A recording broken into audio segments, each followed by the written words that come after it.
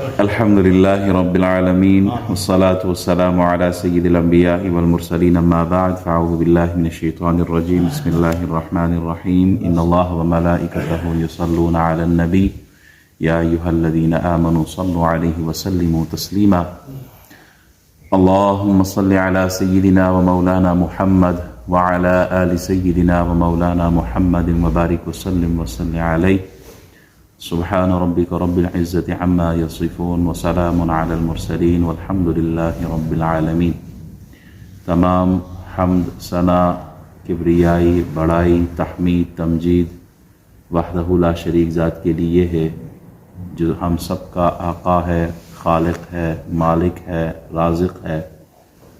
درود سلام بے حد بے حساب وحدہ لا شریک ذات کے خاص بندے، خاص نبی، امام الانبیاء محمد الرسول اللہ صلی اللہ علیہ وسلم پر، جو ہم سب کے نبی ہیں، رحمت للعالمین ہے، خاتم النبیین ہے، جو امام الانبیاء ہے، شفیع المذنبین ہے۔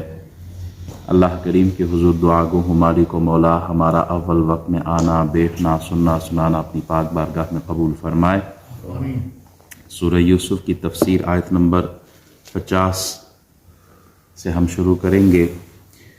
وقال الملك ائتوني به فلما جاءه الرسول قال ارجع إلى ربك فاسأله ما بال النسوة اللاتي قطعن أيديهن إن ربي بكيدهن عليم۔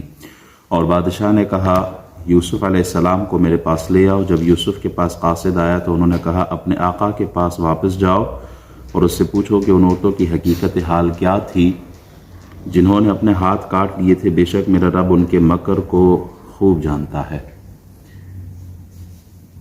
اللہ کریم نے جناب یوسف علیہ السلام کو جیل سے نکالنے کے اسباب پیدا کیے۔ بادشاہ نے خواب دیکھا تھا، آپ نے تعبیر بتا دی، بادشاہ نے آپ کو جیل سے بلانے کا پیغام بھیجا، قاصد بھیجا، تو آپ نے نکلنے سے پہلے فرمایا کہ پہلے اس تہمت کو جو مجھ پہ لگی ہے اس کو کلیئر کرو، اس کی انویسٹیگیشن ہونی چاہیے۔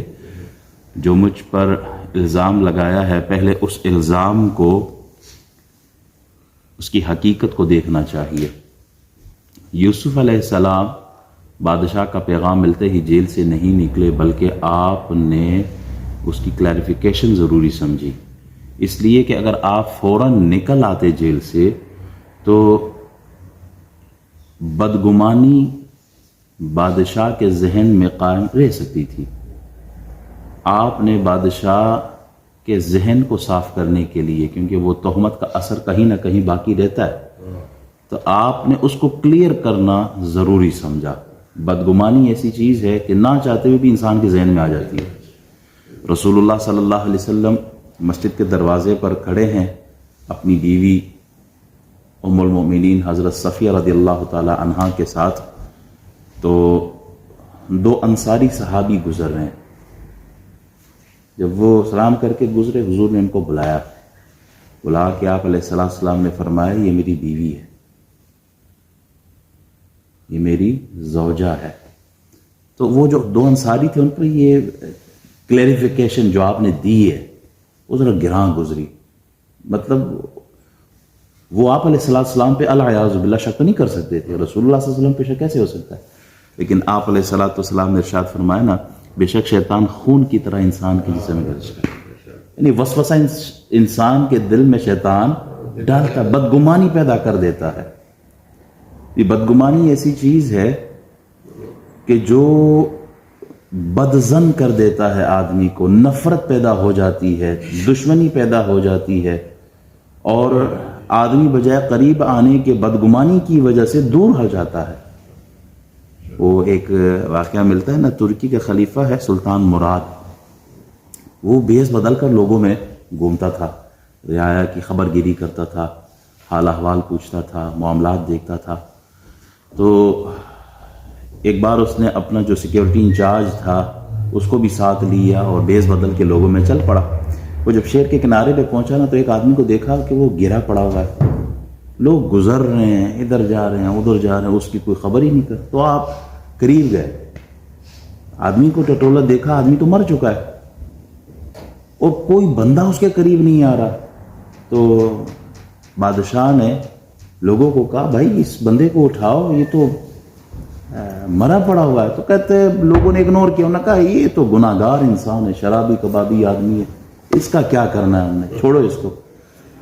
تو بادشاہ نے، چونکہ لوگ تو نہیں جانتے تھے کہ یہ بادشاہ ہے، بیس بدلا ہوا تھا اس نے. بادشاہ نے کہا کیا یہ رسول اللہ کا امتی ہے، کہ اس نے کلمہ پڑھا ہے؟ تو ہاں کلمہ تو پڑھا ہے. کہا بھائی یہی کافی ہے، حضور کا کلمہ پڑھا ہے، اٹھاؤ اس کو، اس کے گھر لے کے چلتے ہیں. تو جب اٹھایا اور گھر کی طرف لے کے گئے، گھر پہنچے، جو ہی گھر پہنچے تو لوگوں نے وہ میت رکھی اور نکل پڑے سارے. بادشاہ اپنے آفیسر کے ساتھ وہیں کھڑا ہے، خلیفہ جو ہے وہ ادھر ہی کھڑا ہے.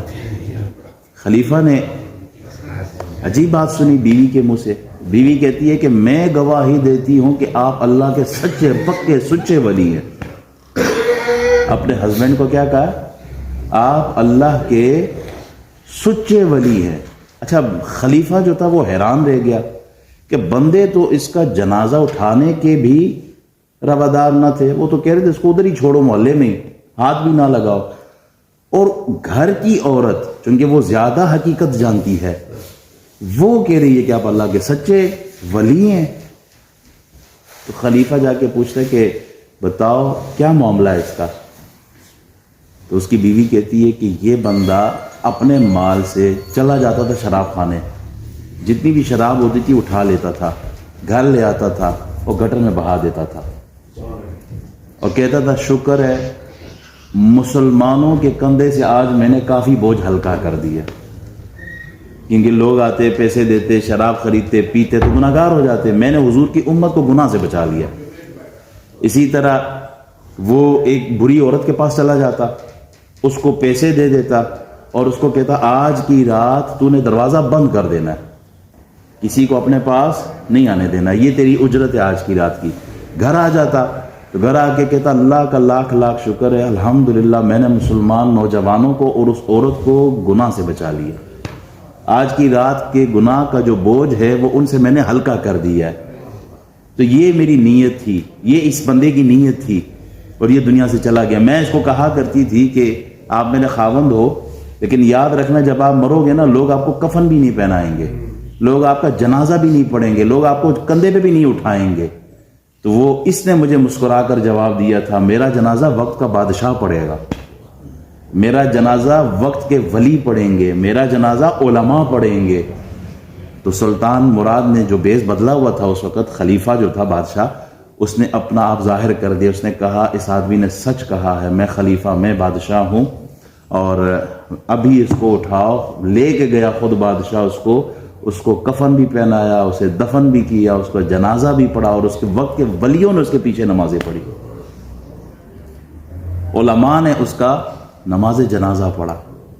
تو بدگمانی کیا چیز ہے؟ دوسرے کی نظر میں آدمی حقیقت کیا ہے وہ جانے بغیر صرف دوسرے سے کلام سن لیتا ہے، بس کلام سنا اور بدگمانی پیدا کر دی. اگلے کی حقیقت کیا ہے اگر وہ حقیقت کا پتہ چل جائے تو بندے کی زبان گنگ ہو جائے کہ یار یہ اس کیلیبر کا آدمی تھا، میں تو کچھ اور سمجھتا تھا. اس کی حقیقت کیا ہے وہ اللہ جانتا ہے. دلوں کا بھید، دلوں کا حال یہ فقط اللہ جانتا ہے.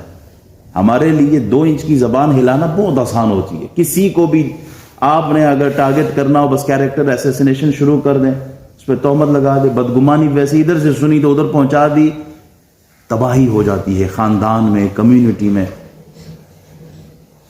تو یوسف علیہ السلام نے جیل سے نکلنے سے پہلے بادشاہ سے کہا پہلے اس کی انویسٹیگیشن کراؤ، مجھے کلیریفیکیشن دو، یعنی جو الزام مجھ پہ لگا ہے پہلے اس الزام کی حقیقت کو تو جانو. رسول اللہ صلی اللہ علیہ وسلم فرماتے ہیں کہ اگر میں ہوتا جناب یوسف کی جگہ تو میں فوراً نکل لیتا جیل سے، میں فوراً نکل جاتا. ایک تو علماء کہتے ہیں یہاں جناب یوسف علیہ السلام کی تحسین ہے، ان کی تعریف ہے کہ آپ نے صبر کیا ہے، اور حضور علیہ السلام کی صبر کی تعریف کی ہے. دوسری طرف یہ فرماتے علماء کہ دیکھیں انسان آزاد ماحول میں اللہ کے احکامات پر پابندی کر سکتا ہے، اللہ کے احکامات کو نافذ کر سکتا ہے اپنے بدن پر، حقوق العباد پورے کر سکتا ہے جو جیل میں نہیں ہو سکتے. دین کی تبلیغ جو حقیقی معنوں میں وہ باہر ہی ہو سکتی ہے. خود کو بلا پر پیش کرنا یہ بھی جائز نہیں ہے. خود کو قید کروا دینا یہ بھی جائز نہیں ہے. ہمارا تو ماحول ہی ایسا بنا ہوئی، جیل برو تحریک شروع کرو جی، خود جیل میں جاؤ. وہ بندے نے پترا باہر آزاد ماحول میں اللہ نے رکھا ہے تو اس پر شکر ادا کرو. یہ میں نہیں کہہ رہا، وہ تفسیر سامنے پڑھی ہے، یہی الفاظ لکھے ہیں کہ جو سیاست میں جیل برو تحریک کرتے ہیں یہ جائز ہی نہیں ہے. تفسیر تبیان القرآن علامہ غلام رسول سعیدی صاحب کی سامنے پڑھی ہوئی ہے، یہی الفاظ ہیں وہاں بھی. تو بہرحال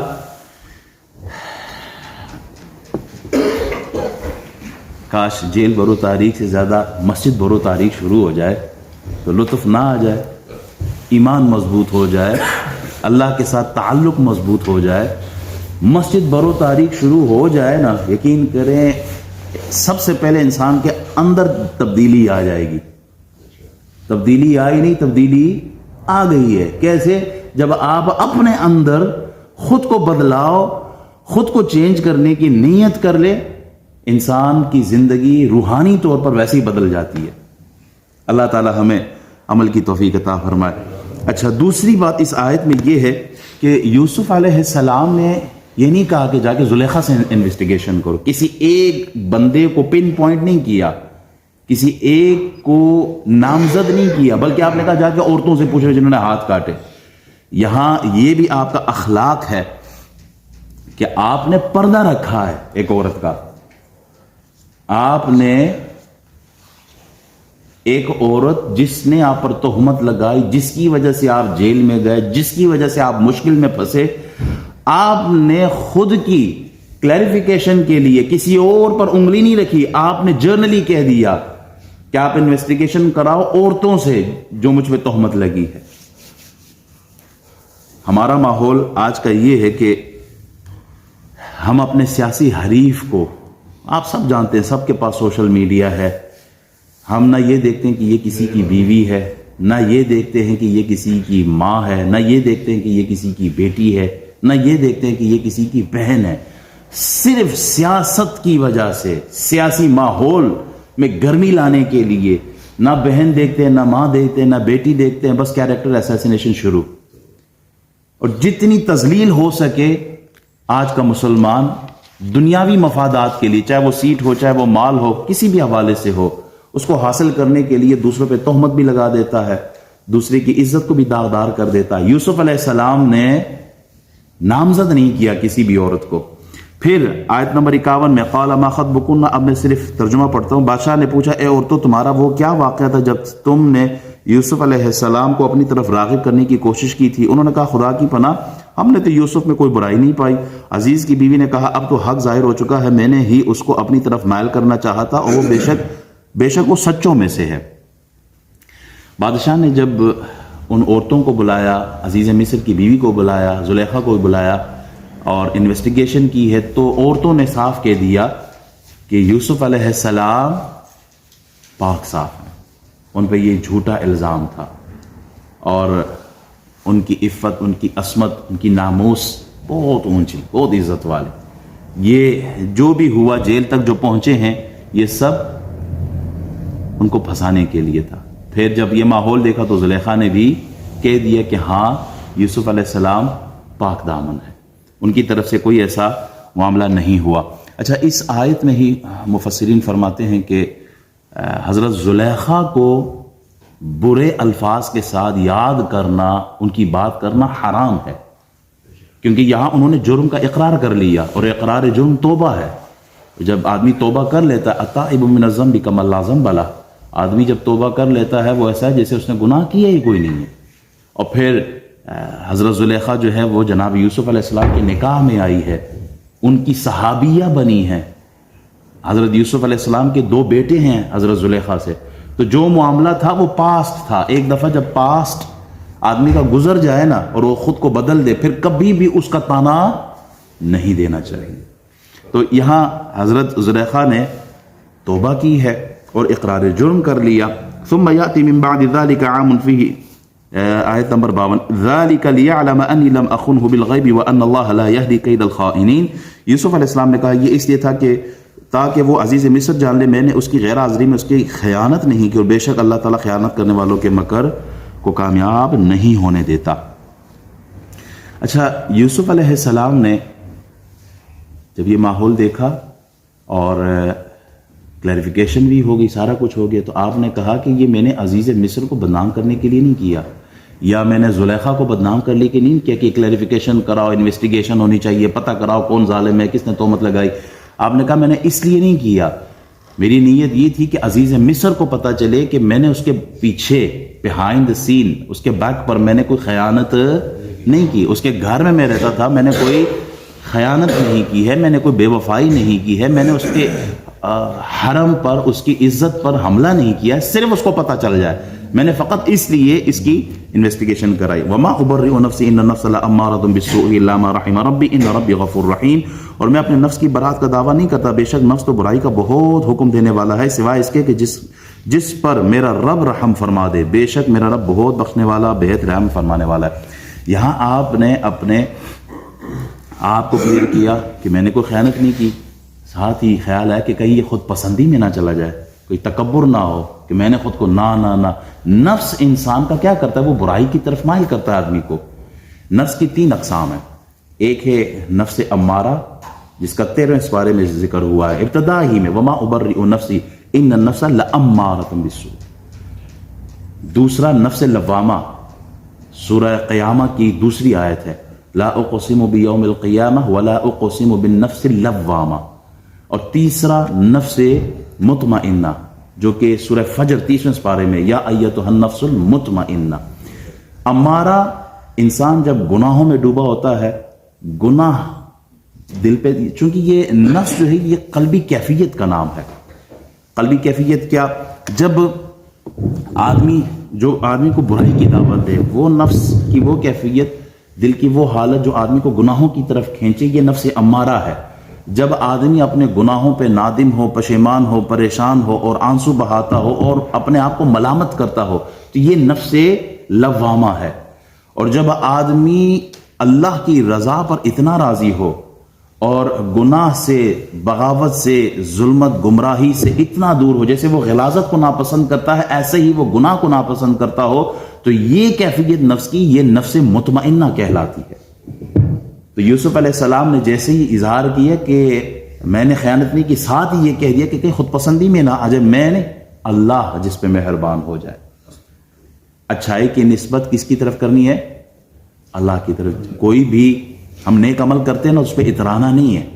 میں نمازیں 5 وقت پڑھتا ہوں تو اس میں مجھے غرور میں نہیں آنا چاہیے، تکبر، خود پسندی، میں بڑا نیک ہوں، میں بڑا پارسا، میں روزے بھی رکھتا ہوں، میں تہجد بھی پڑھتا ہوں، میں زکوٰۃ دیتا ہوں، صدقات دیتا ہوں، میں مسجد کی خدمت کرتا ہوں، میں یہ انسان کو مار دیتی ہے۔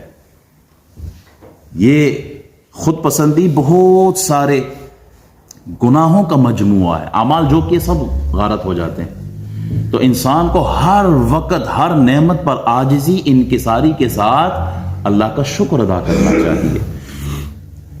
آیت نمبر 54، اور بادشاہ نے کہا ان کو میرے پاس لے آؤ، میں ان کو اپنے لیے مشیر خاص کر لوں گا۔ پھر جب بادشاہ نے ان سے گفتگو کی تو کہا اے یوسف، بے شک آپ آج سے ہمارے ہاں بڑے محترم و قابل اعتماد مشیر ہیں۔ اب بادشاہ نے جب یوسف علیہ السلام کو کلیریفیکیشن بھی مل گئی، سب کچھ ہوا، تو اب ایک قاصد نہیں گیا، بادشاہ نے شاہی سواریاں بھیجی، 70 گھوڑے بھیجے ہیں، 70 سواریوں کے ساتھ آدمی بھیجے ہیں، ایک شاہانہ جلوس گیا ہے اور یوسف علیہ السلام کو ریسیو کر رہے ہیں کہ آپ آئیں، بادشاہ آپ سے ملاقات کرنا چاہ رہے ہیں۔ انہی راستوں سے، جس راستے سے یوسف علیہ السلام غلام بن کر گزرا کرتے تھے، انہی راستوں سے جن راستوں سے آپ کو جیل میں لے گئے تھے، انہی راستوں سے یوسف علیہ السلام آج مہمان بن کر واپس آ رہے ہیں۔ تو یہ اللہ کی قدرت ہے، وہ بادشاہ بھی بناتا ہے، وہ گدھا بھی بناتا ہے، وہ گدھا سے واپس بادشاہ بھی بناتا ہے۔ جناب یوسف علیہ السلام جیسی بادشاہ کے محل میں پہنچے تو بادشاہ نے تخت سے اترا وہ بادشاہ، اور اس نے سجدہ کیا یوسف علیہ السلام کو، کیونکہ وہ شریعت میں سجدہ تعظیمی جائز تھی۔ تو یوسف علیہ السلام کو سجدہ کیا، ان سے معذرت کی جیل بھیجنے پر، اور ان کی تعظیم کی، یہ گفتگو شروع۔ یوسف علیہ السلام نے سلام کیا عربی زبان میں، تو بادشاہ کو سمجھ کوئی نہیں ہے، کہا یہ کون سی زبان ہے؟ کہا یہ میرے چاچا اسماعیل کی زبان ہے۔ پھر عبرانی زبان میں یوسف علیہ السلام نے دعا دی تو کہتے ہیں یہ کون سی زبان ہے؟ کہا یہ میرے ابے کی زبان ہے، والد محترم کی زبان ہے۔ بادشاہ کو 70 زبانیں آتی تھی، یوسف علیہ السلام کو زیادہ زبانیں آتی۔ بادشاہ جس زبان میں کلام کرتا یوسف علیہ السلام جواب دیتے۔ بڑا متاثر ہوا وہ بادشاہ نے اپنے تخت کے ساتھ ہی یوسف علیہ السلام کو اپنے ساتھ برابر بٹھایا، پھر پوچھا خواب کے بارے میں، تو یوسف علیہ السلام نے سارا خواب دوبارہ بتا دیا، اس کی تعبیر ساری بتا دی۔ تو بادشاہ بڑا پریشان ہوا۔ بادشاہ کہتا ہے کہ جو آپ تعبیر بتا رہے ہیں کہ 7 سال بڑی سخت قحط آئیں گے، بعد میں پہلے 7 سال بڑے اچھے ہوں گے، پہلے جو غلہ آئے گا اس کو سٹور کرنا ہے، اس کی حفاظت کرنی ہے، اس پہ نگران بٹھانے ہیں، اس کو کفایت شعاری سے استعمال کرنا ہے، کیونکہ اگلے جو 7 سال آ رہے ہیں بڑے خطرناک آ رہے ہیں، قحط ہوگی۔ تو بادشاہ کہتا ہے اس کا انتظام کون کرے گا؟ میرے تو جتنے بھی اراکین ہیں، سلطنت ہے، مشیر ہے، وزیر ہے، سارے کرپٹ ہیں، یہ تو خود ہی کھا جائیں گے سارا۔ جب دودھ پر بلے کو بٹھائیں گے نگرانی کے لیے، دودھ بچے گا؟ پاکستان کے ماشاءاللہ، اے بھی ٹھیک فرمایا بابا جی نے۔ تو بادشاہ نے پریشان ہوا، کہتا ہے کہ اب کیا کریں؟ وزیر مشیر جب کرپٹ ہو، بابا جی ٹھیک کہہ رہے ہیں، مشیر وزیر یہ سارے کرپٹ ہو تو عوام پر ویسے ہی قحط آ جاتا ہے۔ آج پاکستان کا ماحول ہم سب کے سامنے ہے کہ غریب کا وہاں گزارا کتنا مشکل ہے، کتنا مشکل ہے غریب آدمی کے لیے وہاں پر زندگی گزارنا۔ اور ایسے حالات میں کہ جب نظام چوروں کے ہاتھ میں ہو، لٹیروں کے ہاتھ میں ہو، ڈاکوؤں کے ہاتھ میں ہو، نظام ایسے لوگوں کے ہاتھ میں ہو کہ جو اسلامی قوانین کی دھجیاں اڑاتے ہو، ناموس رسالت کے بل میں چینجنگ کرتے ہو، نظام ایسے لوگوں کے ہاتھ میں ہو کہ جو اپنے پیٹ بھر رہے ہوں غریب کا پیٹ کاٹ کے، جنہیں وی آئی پی پروٹوکول ملتا ہو، لاکھوں کی کماتے ہو، سب کچھ ملتا ہو، لیکن غریب کو کچھ نہ ملتا ہو، ایسے حالات میں، ایسے ماحول میں کہ جب غریب کا بچہ بھوک سے مر رہا ہو اور امیر کے گھر کتے بھی گولڈن سیب کھا رہے ہوں، غریب کے گھر چولہا نہ جلتا ہو اور امیر کے گھر گھوڑے بھی پستے و بادام کھا رہے ہوں، تو پھر ایسے ماحول میں یہ آیت کیا بتاتی ہے؟ آیت نمبر 55 سورہ یوسف کی آیت نمبر 55 بتاتی ہے کہ جب ماحول ایسا ہو، نظام کرپٹ ہو، پھر دیندار طبقے کو، اہل علم اور اہل فضل کو دین کی تحفظ کے لیے، شریعت کے تحفظ کے لیے، عوام کے حقوق کی حفاظت کے لیے، پھر ان لوگوں کو میدان عمل میں آنا چاہیے۔ یہ یوسف علیہ السلام کی سنت ہے۔ اب مولویوں کا کیا کام ہے پارلیمنٹ میں جانا؟ اب مولویوں کا کیا کام ہے؟ میں کہتا ہوں مولوی جی مسجد میں صرف نماز پڑھا ہے۔ میں نے کہا ابو بکر و عمر و عثمان و علی کیا یہ مسجد میں نماز نہیں پڑھاتے تھے؟ اور کیا یہ لیڈ نہیں کرتے تھے پوری قوم کو؟ چیف آف آرمی سٹاف رسول اللہ کے زمانے میں کون تھا؟ رسول اللہ مسجد میں نمازیں بھی پڑھاتے تھے اور آپ قیادت بھی کرتے تھے، آپ جرنیل بھی تھے۔ چیف جسٹس کون تھا اس زمانے میں؟ رسول اللہ نمازیں بھی پڑھاتے تھے اور فیصلے بھی فرماتے تھے۔ تو ایسے نظام کے مقابلے میں کن لوگوں کو آنا چاہیے؟ جو دیندار ہو، دین کی، جو اسلامی تشخص کی حفاظت کر سکتے ہو۔ ایسا سیکولر نظام اور ایسے دین بیزار طبقہ جو ہم پر حکومت کرتا ہے، ان لوگوں کی، اب چونکہ پارلیمنٹ میں پہنچتے ہی وہ لوگ ہیں، انہوں نے ہی قانون بنانے ہیں۔ میرا جسم میری مرضی کے نعرے کیوں ہم سنتے ہیں؟ اس لیے کہ ہم پر جو اوپر بیٹھے ہوئے ہیں انہوں نے نظام ہی ایسے بنایا ہے۔ 74 کی جو پارلیمنٹ کی تاریخ ہے، قادیانیوں کو غیر مسلم اقلیت قرار دیا۔ کیوں؟ کیسے؟ کیونکہ علماء اس وقت پارلیمنٹ میں موجود تھے، اکثریت علماء کی تھی، انہوں نے وہ بل پاس کروایا۔ تو دیندار طبقہ جب تک ان کے پاس پاور اتھارٹی نہیں آئے گی، نظام نہیں چل سکتا۔ دوسری طرف لوگ کہتے ہیں مولوی جی حضور کی تو حدیث ہے نا، وہ حضرت ابو موسیٰ اشعری رضی اللہ تعالی عنہ 2 آدمیوں کے ساتھ گئے، تو ایک آدمی نے کہا یا رسول اللہ ہمیں کوئی امارت دے دیں کہیں پر، یعنی حکومت دے دیں، کوئی منصب پاور۔ حضور نے فرمایا نہیں، جو امارت مانگے اس کو نہیں دینا ہے، ہرگز نہیں دینا ہے۔ اور اسی طرح ایک اور حدیث ہے نا، حضرت عبد الرحمن بن سمرہ رضی اللہ تعالیٰ عنہ کے حوالے سے، حضور ان سے فرماتے ہیں کہ عبد الرحمن امارت طلب مت کرنا، اگر امارت کو طلب کیا، اسے مانگ کر حاصل کیا تو یہ تجھ پر بوجھ بنا دی جائے گی، اور اگر تجھے مل جائے تو پھر اللہ مدد فرمائے گا۔ تو پھر ایسے ماحول میں کیا کرنا چاہیے؟ آپ تو کہتے ہیں کہ مولویوں کو آگے لے کے آؤ اور دوسری طرف حضور کی حدیث ہے کہ جو امارت حکومت مانگے اسے نہ دو، تو تطبیق کیا ہے؟ کس طرح آپ اس کو کلیئر کریں گے؟ تو بھائی جو دنیا مانگے، حکومت مانگے، پاور مانگے، نام کے لیے، شہرت کے لیے، پیسہ مال بنانے کے لیے، اس کے لیے وہ ایسی حکومت طلب کرنا حرام ہے۔ ایک سیٹ کے لیے 40 بندہ لڑ رہا ہوتا ہے، پیسہ دیتا ہے، دھاندلی کرواتے ہیں، کرپشن کرواتے ہیں، یہاں تک کہ اپنی تعریفیں کرتے ہیں اور دوسرے کی کیریکٹر اسیسینیشن ہوتی ہے، دوسرے کی اس پر تہمتیں لگتی ہیں، اس کو ذلیل کیا جاتا ہے، اسے بدنام کیا جاتا ہے، صرف اس لیے کہ میں سیٹ پہ آ جاؤں، میں پارلیمنٹ پہنچ جاؤں، وہ پیچھے رہ جائے۔ اسلام ایسی جمہوریت کی نفی کرتا ہے، اسلام تو عزت کی بات کرتا ہے۔ تو پھر کیسے لوگ آئے؟ وہ لوگ جو دین کی حفاظت کی نیت سے، خدمت خلق، اصلاح انسانیت کی نیت سے اگر وہ میدان میں آتے ہیں تو پھر ان کا آنا جائز ہے، اور آج کے ماحول میں ایسے ہی لوگوں کی ضرورت ہے۔ یوسف علیہ السلام نے خود مانگی ہے، آپ نے کہا مجھے دو۔ آیت نمبر 55 سے یہ معلوم ہوا کہ جب لوگوں کی بات ہو، ان کی اصلاح کی بات ہو، ان کو ظلم سے بچانا ہو، ان کو بھوک سے مرنے سے بچانا ہو، تو پھر دیندار طبقے کو آگے آنا چاہیے۔ اللہ تعالیٰ جو بیان کی عمل کی توفیق عطا فرمائے۔